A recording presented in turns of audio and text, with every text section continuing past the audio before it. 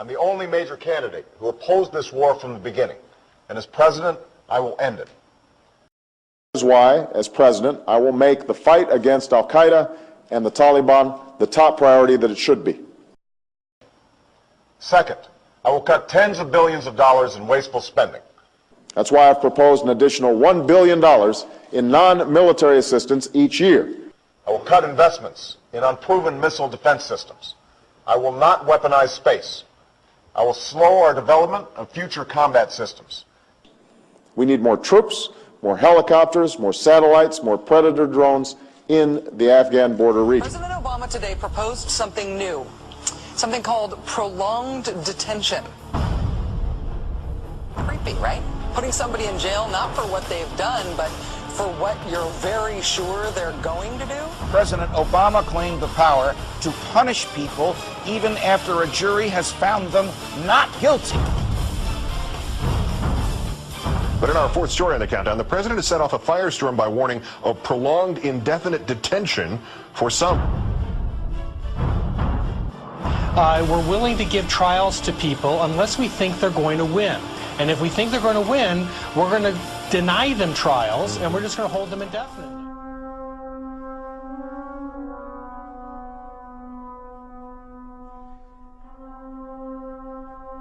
Sunlight is the greatest disinfectant. And as president, I'm going to make it impossible for congressmen or lobbyists to slip pork barrel projects or corporate welfare into laws when no one's looking, because when I'm president, meetings where laws are written will be more open to the public, no more secrecy. That's a commitment I make to you as president.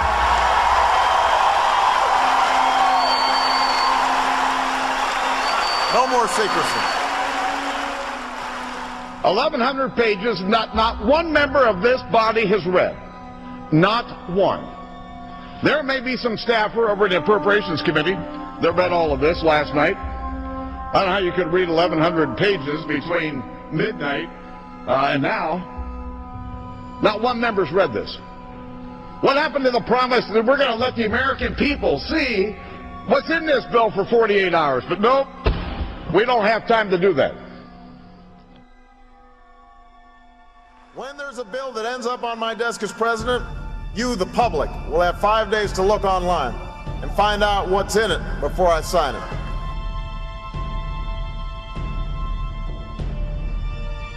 We want to be partners with you. We want to help you rebuild your country, but we're not going to be able to do it simply by sending more and more young men and women.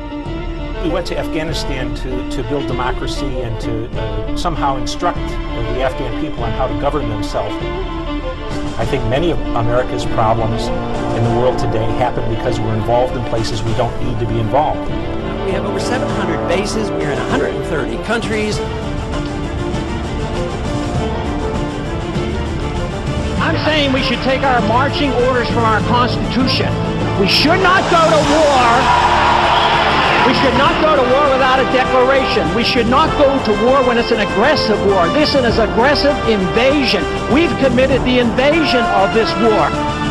We should have a strong president, strong enough to resist the temptation of taking power that a president shouldn't have.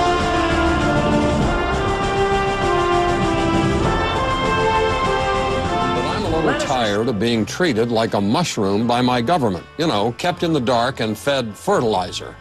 President Obama is hailing the end of the Iraq War as though the enemy had signed the terms of surrender on the deck of the USS Missouri. Total hogwash. This is the same war Obama referred to as dumb 9 years ago. But now it's all hail to the chief, marching bands, and rah, rah, rah, look what we did. Well, what we did was invade a country that had done nothing to us, killed hundreds of thousands of their people, as well as thousands of our own, bankrupted our treasury in the process, all in the search for weapons of mass destruction that a cynic might suggest we knew all along didn't exist in the first place. The Iraqi government told us a few months ago to get the hell out of their country. That's why we're leaving. We're being kicked out. Nothing noble about that. Before we were told to take a hike, though, we built the largest embassy in the world, along with more than 500 military bases at the height of the war, all at taxpayers' expense. We had every intention of staying, occupying, no intention of going anywhere. See, there's all that oil over there. As it is, we will leave behind.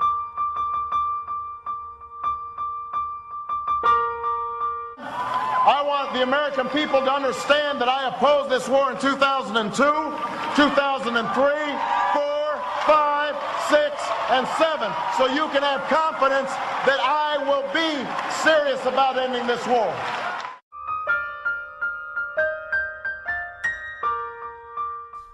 I will promise you this, that if we have not gotten our troops out by the time I am president, it is the first thing I will do. I will get our troops home. We will bring an end to this war. You can take that to the bank. When I promise that we are going to bring this war in Iraq to a close in 2009, we will remove our combat brigades from Iraq by the end of next summer, and all of our troops by the end of 2011.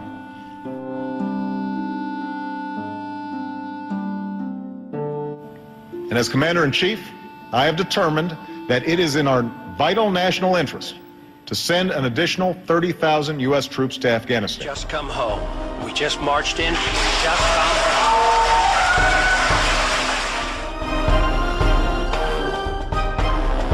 They're building up this case just like we did in Iraq. Build up the war propaganda. There was no Al-Qaeda in Iraq, and they had nuclear weapons, and we had to go in. I'm sure you supported that war as well. Yeah. Okay. It's time we quit this. It's time. It's trillions of dollars we're spending on these wars.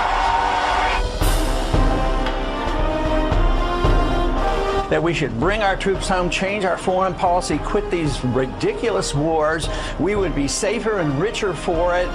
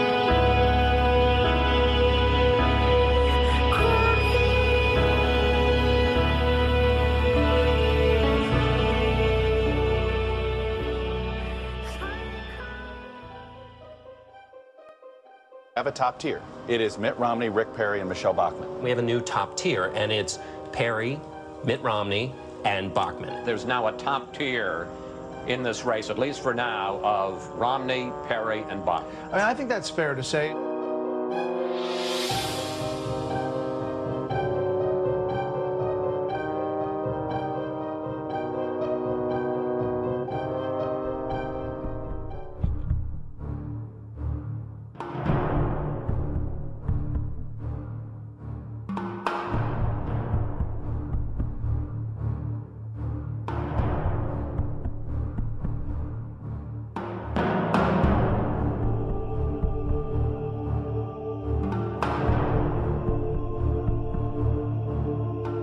I have gotten a ton of email today from people saying, look, Ron Paul finished 152 votes behind Michelle Bachmann of the Ames straw poll, basically a dead heat.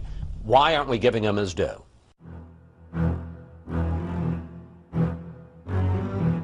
Ron Paul is not going to be president of the United States. The next president of the United States is going to have the name Bachmann or Perry or Romney or Obama. And that's probably it unless somebody enters the field.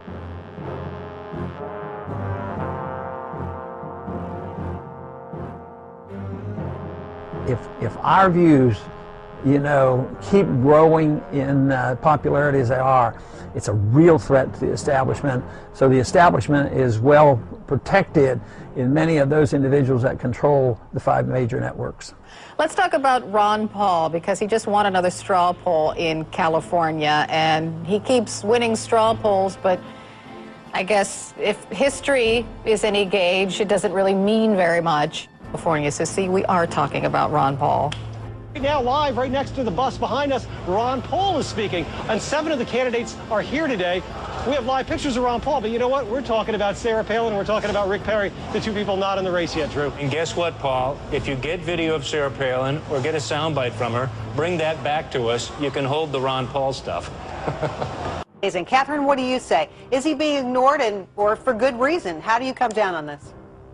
I think Ron Paul is getting a tremendous amount of coverage for someone who's never going to be president. He knows that, the press knows that, everyone's behaving as if he's never going to be president. A new Gallup survey showing Rick Perry running second to Mitt Romney, knocking down Iowa favorite Michelle Bachmann to 4th.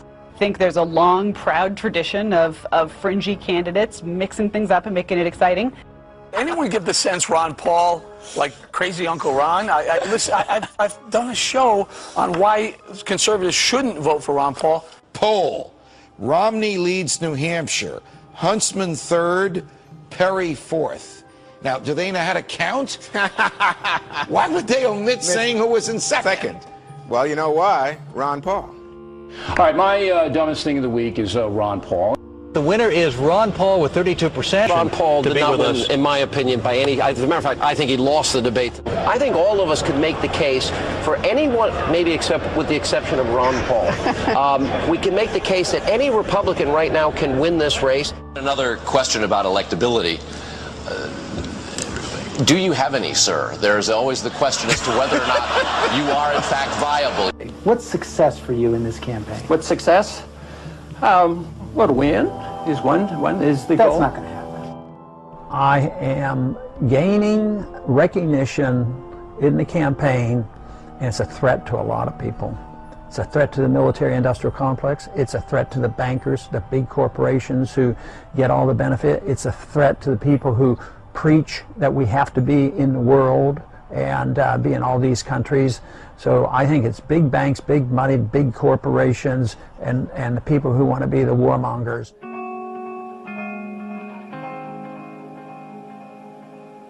If Americans actually listened to the veterans that they claim to respect so much, their attitude would change. But the thing is, Americans want to honor the veterans in like a very cursory way, you know, putting a yellow sticker on their car, having a little parade or welcome back. But they don't want to honor the veterans by really like listening to what they have to say.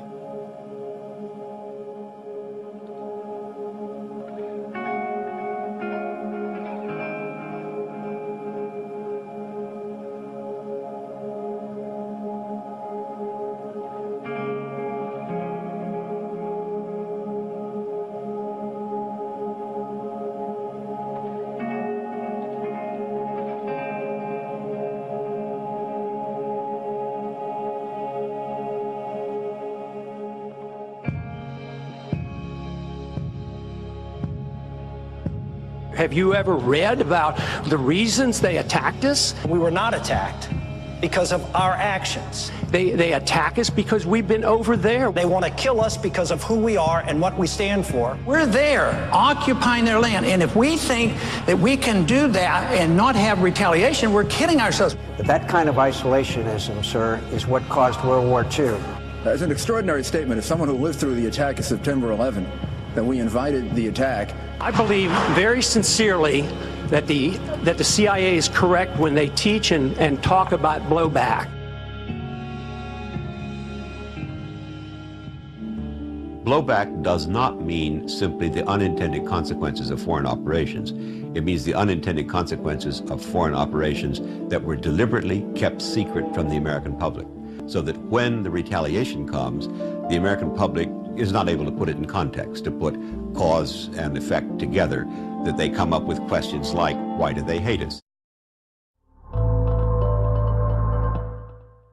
There is a direct connection between events that happened more than 50 years ago and the war in Iraq today. In 1953, the Prime Minister of Iran, Mohammad Mossadegh, became extremely irritated. The British were ripping off his country's national resources. He wanted a greater share in it. The British came to the new President Eisenhower and asked for help on this. Eisenhower very conveniently declared Mossadegh to be a communist, and we then set the CIA to overthrow him. 3 days of bloody rioting culminating in a military coup. The result was we brought the Shah to power, and he created an extremely repressive regime that within 20 years had led to a revolution against him. The Ayatollah Khomeini creates a government that is violently anti-American. For Americans shot up the whole. Khomeini said, quote, I pray to God to cut the hands off all those foreign advisors. In the after-action report by the CIA on what they had done in Iran in 1953, they said, we're going to get some blowback from this. We then made a puppet out of Saddam Hussein in Iraq, who was a friend of ours. He was an asset in the CIA's computers. We did so because he was anti-Iranian. He was very fearful that the revolution in Iran would spread into his country. He therefore went to war with Iran. The war was extremely bloody, went on throughout the 1980s. Unfortunately for Saddam Hussein, he began to lose the war. At that point, in comes the United States in the form of Donald Rumsfeld, sent to Saddam Hussein by President Reagan to tell him, we will supply you with intelligence, we will supply you with the weapons you may need through covert means. It is why cynics in Washington say, we know Saddam Hussein had weapons of mass destruction, we have the receipts. This is what we mean by blowback. He remained a friend of ours right up to his invasion in the summer of 1990 of Kuwait. We became alarmed when he invaded Kuwait that he could also go on and invade Saudi Arabia itself. The largest reserves of oil on earth. We stationed troops in Saudi Arabia. It was a mistake in every sense of the term. Remember, Osama bin Laden had said, I resent the government of Saudi Arabia for using Americans to defend Saudi Arabia against Iraq. At that point, we began to fear that we were going to lose our position in Saudi Arabia. Well, the second largest source of proven reserves on earth are in Iraq. This leads us now to demonize our previous ally and to prepare the American public for the thought that we must take him out. In the years preceding 9/11, Osama bin Laden was a young freedom fighter who promised American officials he'd help them to oust the Soviets from Afghanistan. It wasn't long before the agency was secretly arming every Mujahideen volunteer in sight. The American Stinger anti-aircraft missile, the weapon most credited with giving the Mujahideen an edge in the war.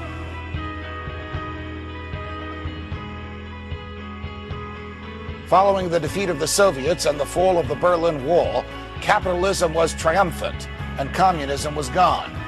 But in 1991, when the United States invaded Iraq for the first time, we established military bases in a land revered by Islam. Every suicide terrorist campaign since 1980 has had as its central objective to compel a democratic state to withdraw combat forces from territory that the terrorists prize. This war is not against Americans because we're Americans. It's against it's motivated by the activities of our government and its allies in the Muslim world. Furious at the American government for desecrating their lands, bin Laden and his maniacal associates began plans that would lead to the clash of civilizations that culminated in the tragic events of 9/11. They don't come here to attack us because we're rich and we're free. They come and they attack us because we're over there. Mossadegh was freely elected, okay? He served almost 2 years. We went in there and caused the demonstrations that led to his overthrow. Now the Iranians remember that, you know? They remember that. Yes, there was blowback. The reaction to that was the taking of our hostages. Most of the American people are totally unaware of what really goes on with our foreign policy and of the way we're irritating people. We're creating a lot of enemies around the world. Maximum covert operations to block and disrupt the Iranian program, including taking out their scientists, including breaking up their systems, all of it covertly, all of it deniable. Iran is a country that has been at war with us since 1979. The senator is wrong on his history. We started it in 1953. The blowback came in 1979. It's been going on and on because we just plain don't mind our own business. That's our problem.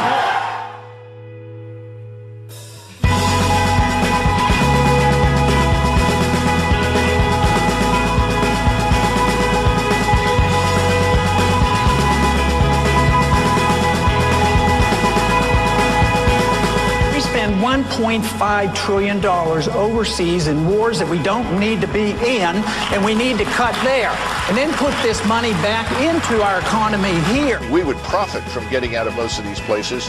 The threats would actually recede because our very presence in many places is unwanted.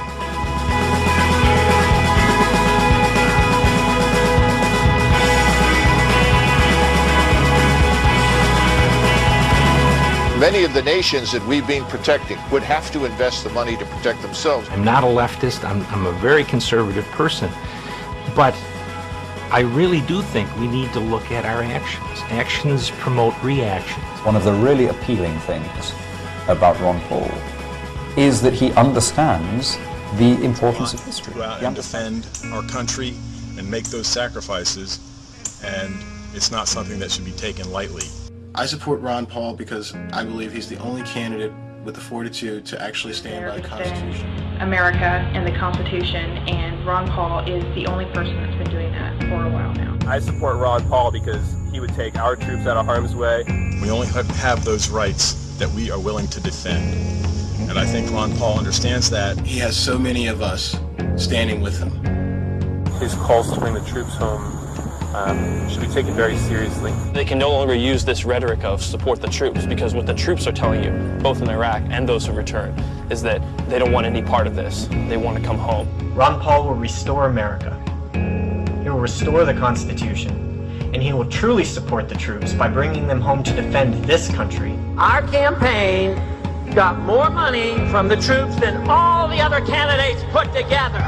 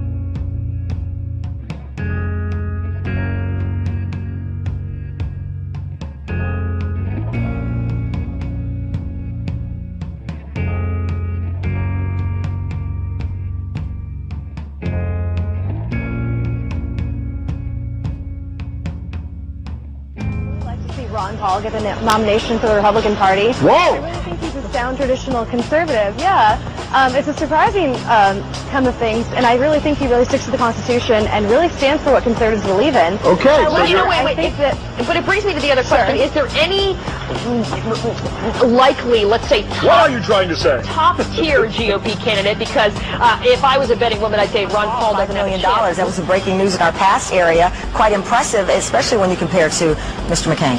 Yes, may have gotten a lot of contributions from the extraterrestrial vote, but Ron Paul is not going to be the president. Years or so, we put on this big charade and think that we're going to change things by voting for someone who sounds correct or who the media shoves in our face.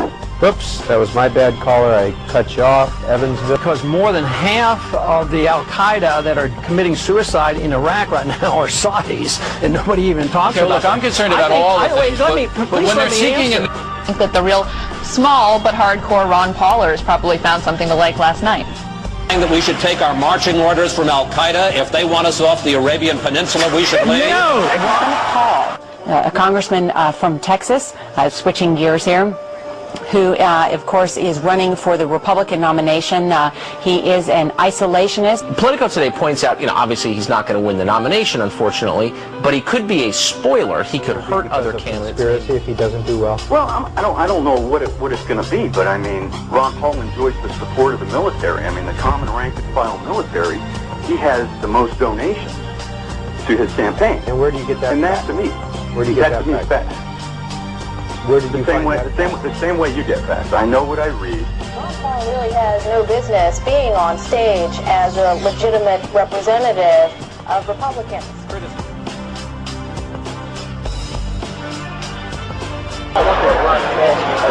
I need shots of the audience, people eating and crap like that. Voiceover. Ron Paul wants to give me 20 minutes in the history of the Middle East. I can't let him. All right, one more question. We got one more minute. All right, but at one point I did feel sorry for Ron Paul. But you feel sorry for everybody. Well, he kind of looked sorry for Shepard Smith. He kind of looked like Barney Fife there for a second. So if you don't get the Republican nomination, you're not in the top of the polls now. Would you run as an independent? I mean, I guess there's people like Duncan Hunter and Tancredo and Ron Paul. They're going to have a hard time getting into the winner's circle here. Yeah, they're freeloaders. Think there is a libertarian strain on the campuses today? I think there's a libertarian strain in every American, because all it means is you Today believe we are getting closer to fully exposing the greatest con and cover-up in the history of this country. It involves our banks, the Federal Reserve, our Congress, and of course, you and me. First, though, think of the Fed as the godfather in this. And he may not have had favorite among the banks because Greenspan was working for all of the banks against you. The bankers, of course, the unrepentant con men being supported by the Federal Reserve. You picked him clean. He never missed a time. Remember that Sting experience, how good you felt? So good getting that money for free, getting away with it. Here's how the con went down. The bankers were operating under an implicit guarantee from the godfather, the Federal Reserve, in the form of guaranteed low interest rates, guaranteed cheap money exclusively for the con men. Then, Chairman Greenspan, the godfather, would agree to hold those rates, let's say 2% for as far as the eye could see. The banks, or bankers, the con men, would borrow that money from the Federal Reserve, let's say 2%, and then turn around and lend it back to you at, let's say, 6%. That encouraged the patsies, you and me, to be drawn into the con because 6% looks like a pretty low rate. Low rates for houses, low rates for cars. Heck, you could join a health club, make that on payments, they'll turn that into bonds, and of course, promises of a higher than average return for those managing teachers and policemen's and judges' pension funds that are buying into the con as well. And here exactly is where the con comes in. As you and I both know, the banks had no money. They were getting it from the Federal Reserve, which is us. It's funny money. They had no capital to back up their lending. But that did not matter because they also had no risk in the lending. If the lending paid off, they win. And they won big when they did that because they did it with leverage. top Manhattan executives alone paid themselves $121 billion in bonuses over the first part of the decade. Now, mind you, when the bank loans failed, they knew they were too big to fail. So the rest of us, you and me, would have to bail them out. The ignorant electorate, if you will, the patsies, who had no idea, and really still don't, understand how badly they are being conned by our government and our banks. Once the banks, however, realized there was no losing, the question was, how do we make the con bigger? How do we get more money through this crazy machine so we can get richer? The question, or the answer, I should say, is simple. Make more loans, more credit card loans. Think of all the credit card applications that were sent to you over the past 10 years. More car loans. It's the reason General Motors went upside down. It wasn't the cars. It was because they were running a financing scheme. Home loans, you know the narrative. So the people most hurt by this con, the home buyers, the cops, the teachers, pensioners who were suckered in by the bait of low credit and high returns in exchange for buying worthless toxic assets manufactured by the bankers. That's why your pension fund was wiped out. That's why the interest rate on your savings to this day remains around zero. If you're a retiree, you know what I'm talking about. It's also why you're now drowning in a mortgage on a house that's worth far less than you owe, because the bankers were happy to lend you money they did not have to drive up the price of that house, because they knew the more loans the better, but no downside for them. So what's next? Higher taxes for us, higher interest rates for us to pay for the bailouts, while our government that was theoretically elected by us refuses to recover the stolen money by the con men or fix the system that allows them to continue to perpetrate the con against you and me. The current financial reform legislation proposed by our government would give the Godfather, the Federal Reserve in this case, even more power to regulate the game. The con men, represented by the Wall Street bankers, of course, giving our Congress a cut of the action, $344 million so far lobbying against the bill, second only to health care. And we saw how well it worked out for special interest on health care. Home run. They got a guaranteed customer base with no reform. I'm sure the bankers will do pretty well as well. All this, of course, while assuring our lawmakers, many of whom do not even understand how the con works in the first place, that the financial crisis has been fixed, of course, with an infinite supply of your money. After all, just check out stocks over the past year. We are back over 10,000 on the Dow, thanks to that blank check from the Federal Reserve. So now, as we finally head towards Congress debating financial reform in our country, the question must be asked, does it make sense for our government to give more power to a Federal Reserve and banker con men who unrepentantly caused this crisis and make money at your expense on the pension side and on the credit side? That's the current plan. Give them more power. Joining us now, Congressman Alan Grayson, Democrat from Florida, who sponsored the Audit the Fed bill with Ron Paul. Congressman, pleasure to see you again. And on the $700 billion bailout, the whole idea was to buy failed mortgage assets. But once the bill became law on October 3rd, Henry Paulson's Treasury Department moved quickly on an entirely different front. Give bailout money to select banks to help them buy competitors. It was largely under the public radar, with only anonymous government officials acknowledging the strategy. Breaks with congressional intent. Founding to me, Congress was lied to. But CBS News has learned the banking industry was clued in from the start. Listen to what BB&T Bank's chief executive told analysts in a conference call shortly after the bailout passed. He's not talking about using bailout funds to help with mortgages or consumer credit, but to buy other banks. This is a relatively inexpensive way to raise capital for acquisition opportunities. A month later, they got $3 billion in bailout money. Just look at all the banks we found that have gotten taxpayer bailout funds and are gobbling up the competition.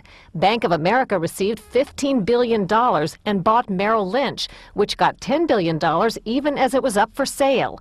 Morgan Stanley is buying China Trust Bank. A half dozen more got bailout money and are buying other banks.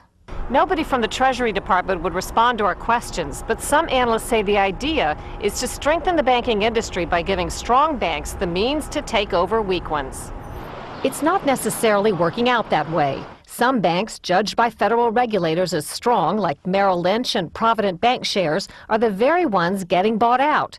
And some in Congress are upset that the Treasury Secretary is handpicking winners and losers. Hank Paulson gets to decide who lives and who dies, who buys whom. Take PNC Bank and National City. Both wanted bailout money, but only PNC got it, then bought National City. You picked a winner, PNC, and you picked a loser, National City Bank. Congressman Dennis Kucinich is from Cleveland, where National City was based, and grilled the Treasury official in charge of the bailout, Neil Kashkari. With deep respect, it is not appropriate for me to speak about an individual institution, but I can talk generally about well, with these deep types respect, of you know, you put 4,000 people out of work in the city of Cleveland. Are you taking the Fifth Amendment here? No, sir. I don't think it's a good use of taxpayer money to put taxpayer capital into a financial institution that's going to fail. Well, you know what? That statement that you just made, you will hear about for the rest of your career. It's a total fallacy. So the sooner we wake up to realize that a new system has to be devised, the better. Right now, I think the central bankers of the world realize exactly what I'm talking about, and they're planning. But they're planning another system that goes one step further to internationalize regulations, internationalize the printing press, give up on the dollar standard, but we have to be very much aware that that system will be no more viable. We have to have a system which encourages people to work and to save. What do we do now? We're telling consumers to spend and continue the old process. It won't work.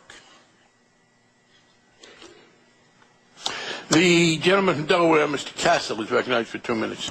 Thank you, Mr. Chairman, and Ranking Member Backus, and I want to thank you for holding today's hearing and to thank... All right, this is not going as planned. No, it is not. We were told it would be a very limited number of opening statements. And it seems to be getting out of control. Here's what we forgot. Everybody's taking this live. And you know what that means? That means why would they miss an all opportunity for free airtime? All right, Guess so what? We're taking a break. We're going to take a commercial break, get them out of the way so that when something really substantive is happening, we don't have to interrupt then. We'll be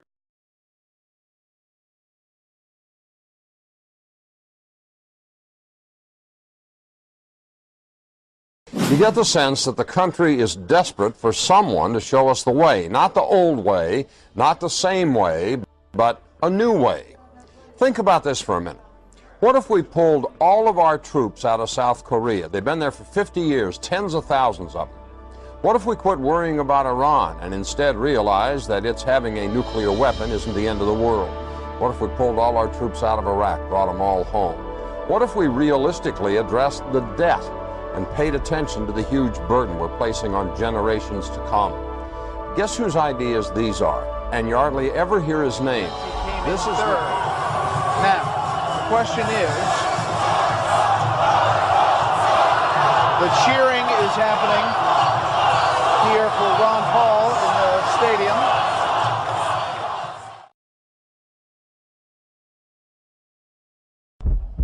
Some people that got stranded on an island, and I think it was 6 or 7 were Asians, and there was 1 American.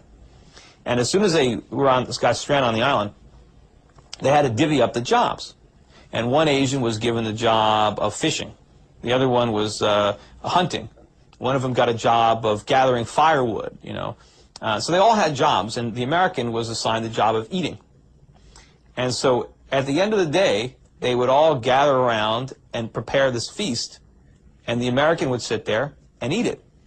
And he wouldn't eat it all. He'd leave just enough crumbs so he can give it to the 6 Asians so they can go on and repeat it again tomorrow. Spend all day preparing a meal for the American to eat. And now the way modern economists would look at it, they would say, well, this American is vital to the whole island economy. Without him, nobody would have to fish, nobody would have to hunt, nobody would have to gather firewood. I mean, he's creating all this employment on the island. But the reality is, every Asian on an island, his lot in life would be dramatically improved if they kicked the American off the island. Because now they'd have a lot more to eat. Or maybe they wouldn't have to spend all day hunting and fishing, and they can, you know, they can lie on the beach a little. Do you think that a recession is coming? Just how bad is it going to be? I think it's going to be pretty bad, and whether it starts in 07 or 08, I think is immaterial. And I also think it's going to last not just for quarters, but for years. And what's going to happen in 2007 is a lot of these artificially low ARM payments are going to be reset upward.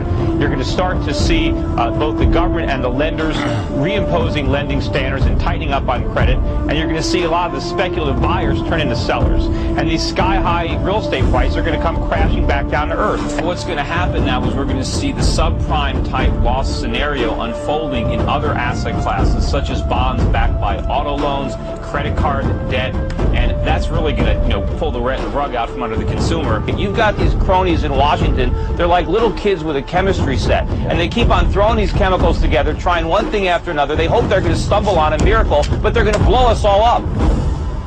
Where are the real conservatives? There was one, Ron Paul, but they drummed him out of the Republican Party. He's talked about all this, he's warned about all this, but everybody has ignored him and others like him. I mean, I get marginalized in the mainstream financial world, just like Ron Paul has been marginalized in the political world.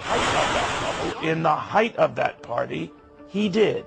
Ron Paul knew and said then that something was wrong with our financial system a long time ago. You read my book. Right. That quote by Ron Paul, and I remember the date, on September 10th. That's amazing. September 10th, 2003, and buy my book or just Google September 10th, 2003, Ron Paul. Ron, in September of 2003, you predicted in the banking committee exactly what was going to happen in 2008. Word for word. To a T, word for word. And I read that, and people always say, are you making that up? You knew in 2003 what was going to happen. This is going to destroy the dollar.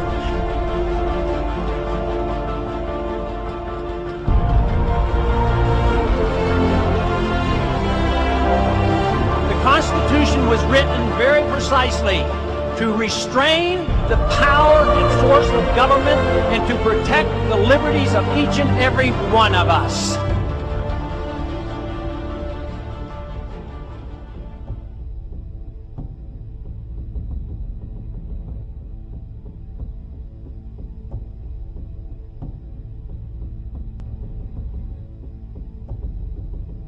This has nothing to do with free market capitalism. This has to do with a managed economy, an inflationary system, corporatism, a special interest system. For the past several years, everybody thought we had a real economy. We didn't. We had a bubble. All we did is borrow trillions of dollars from the rest of the world, and we blew all the money on consumption. We can't pay the bills. The asset bubbles that were inflated by reckless monetary policy are deflating around us. We're looking at a symptom. We're looking at the collapsing of a market that was unstable. It was unstable because of the way it came about. It came about because of a monopoly control of money and credit by the Federal Reserve System, and that is a natural consequence of what happens when a Federal Reserve System creates too much credit. This wasn't created by the free market. All this excess leverage is there because of the government. It's there because of the Fed. They did this. They infected us with this disease. The fact that all these companies are now dying. How did Wells Fargo make stupid home equity loans? What they did is they provided Wells Fargo and all these companies with free money, and they let them go out and leverage it up. And it's like, I use the analogy, if a kindergarten school teacher leaves the classroom and passes out pixie sticks and soda pop, and then leaves the classroom, and she comes back and the kindergartners have wrecked the place, who do you blame? Where do you draw the line with our money? It is not your money. In fact, It is taxpayers. I've received 91,000 phone calls and emails from California. 85,000 of them opposed to this measure. I think if we really do care about the livelihood of our constituents, there's only one vote, and it is yes. But in the end of the day, there's no real separation between Wall Street and Main Street. There's only the road we're traveling on as Americans. I urge my colleagues to join me in supporting this important legislation. And it comes down to one word: jobs. Jobs, so we can create jobs in our country. People have to know that this isn't about a bailout of Wall Street. We look forward to working closely with Congress to resolve this financial crisis. So I propose that the federal government reduce the risk posed by these troubled assets and supply urgently needed money so banks and other financial institutions can avoid collapse and resume lending. And here we Investors unloaded stocks in a frenzy on Monday. It came on the heels of another interest rate cut in the U.S. More than 500,000 Americans lost their jobs in November. Congressman, this is getting out of control. What we're doing today is going to make things much worse. We begin this year in this administration in the midst of an unprecedented crisis that calls for unprecedented action. Just this week, we saw more people file for unemployment than at any time in the last 26 years.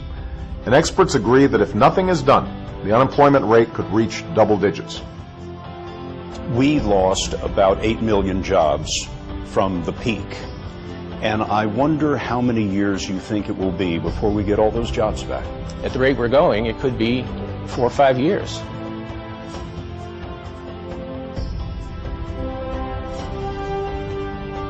Mr. Speaker, our government intervention in the economy, the private affairs of citizens, and the internal affairs of foreign countries leads to uncertainty and many unintended consequences. Price inflation with a major economic downturn will decimate U.S. federal government finances and exploding deficits and uncontrolled spending. Federal Reserve policy will continue at an expanding rate with massive credit expansion, which will make the dollar crisis worse. Gold will be seen as an alternative to paper money as it returns to its historic role as money. We live in dangerous and exciting times, and with world events changing rapidly, our efforts are all that much more important. An issue that I've been talking about for 30 years is now a key issue of the evening news. That is the dollar crisis and its economic ramifications. The money issue gives our movement credibility and a chance to offer sound solutions.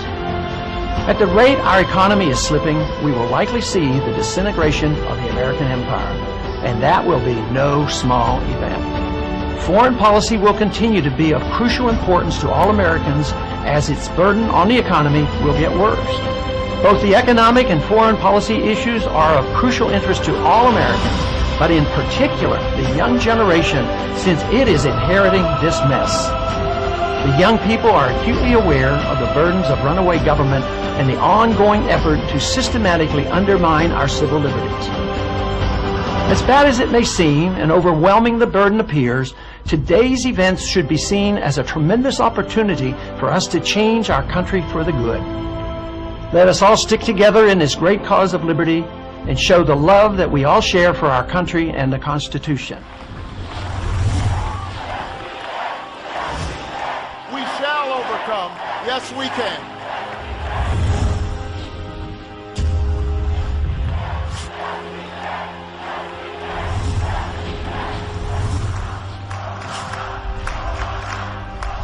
We will end this war in Iraq. We will bring our troops home, promote the cause of peace. Nobel Peace Prize is to be awarded to President Obama. Their reaction was decidedly mixed. Obama should give up his prize. We still have troops in Iraq. We are dropping drones in Pakistan that are killing innocent people. Ordering airstrikes on Libya. Sending 17,000 more American troops to Afghanistan. Unmistakably pro-war.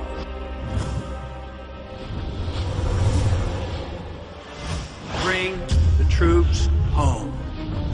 We should take our marching orders from our Constitution. We should not go to war. Find out who their buddies are that they're taking care of. Keep troops in 135 countries, 900 bases, and think we can do it has forever. received the most money from military donors. All other Republican presidential candidates put together. Congressman Ron Paul of the 14th Congressional District of Texas.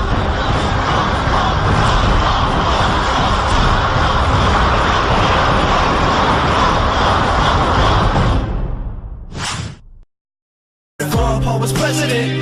He'd eliminate the deficit. Lead the generation next to live. Keep the Constitution relevant. Everybody would benefit if Ron Paul was president. He'd eliminate the deficit. Lead the generation next to live.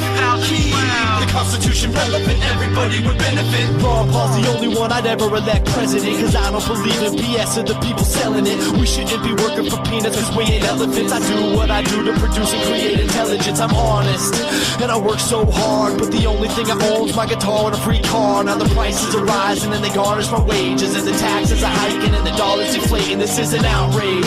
And I'll shout it on stage, I'm sick of downgrades. We need a positive change. I can't even proudly say that I'm an American nowadays without first stating that I don't support what we portray. It's gotten too far out of hand. The bigger the government is, the smaller the man. There's only one candidate that really understands. Vote for Dr. Ron Paul for president if you can. What if Ron Paul was president? He'd eliminate the deficit. Lead the generation next to live. Keep the Constitution relevant. Everybody would benefit if Ron Paul was president. He'd eliminate the deficit. Lead the generation next to live. Keep the Constitution relevant. Everybody would benefit. Ron Paul, 2012. Sound money, sound markets, let freedom prevail. Say you've been living in misery, well, go ahead and get well. Got the medicine for apathy and it's not in a pill. Don't get filled up with hype like the last election spills. Change is more than just a teleprompter and oratory skills. Take a look, read a book, open your eyes, listen to history and act. For once in your life, all I hear is economy this, economy that. Folks with the blinders on, afraid to look at the facts. Saying Obama just needs time, watch he'll get us back on track. How? He's done the same thing as every other last demagogue that's filled the shoes before. Most folks get fooled by PR galore. A glutton for utopia, knocking on heaven's door, praying for an answer when it's knocking at yours. What if Ron Paul was president? He'd eliminate the deficit. Lead the generation next to live. Keep the Constitution relevant. Everybody would benefit if Ron Paul was president. He'd eliminate the deficit. Lead the generation next to live. Keep the Constitution relevant. Everybody would benefit. What if the American people woke up and understood that the official reasons for going to war are almost always based on lies and promoted by war propaganda in order to serve their special interests? What if it is finally realized that war and military spending is always destructive to the economy? What if all wartime spending is paid for through the deceitful and evil process of inflating and borrowing? What if we finally see that wartime conditions always undermine personal liberty?